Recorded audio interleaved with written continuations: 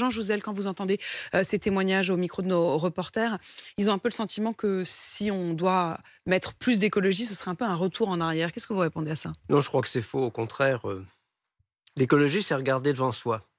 C'est clair. Disons, si nous ne prenons pas la mesure, par exemple, du réchauffement climatique, eh bien, ces jeunes qu'on voit là, ces jeunes d'aujourd'hui, auront du mal à s'adapter dans la deuxième partie de ce siècle. Donc, au contraire, réaliser la transition écologique au sens large, hein, il y a beaucoup d'aspects, bien sûr, le climat, la biodiversité, tout ce qui nous entoure, l'environnement, mais aussi les aspects sociétaux, eh bien, c'est justement préparer notre avenir. Comment on fait concrètement, chacun? Qu'est-ce qui est le plus efficace? C'est d'arrêter de manger de la viande ou c'est de rouler en voiture électrique? On peut regarder quand même nos émissions, 31% pour la mobilité, 20% pour, disons, l'agriculture et l'alimentation, 20% pour le domestique, le bâtiment. On voit bien disons, on a ces gestes de tous les jours, se loger, se déplacer, se nourrir, c'est 60% de nos émissions. On peut quand même, chacun d'entre nous, regarder chaque jour ce que l'on peut faire par rapport à ces... Donc, mais la mobilité est très importante, on l'a vu ici.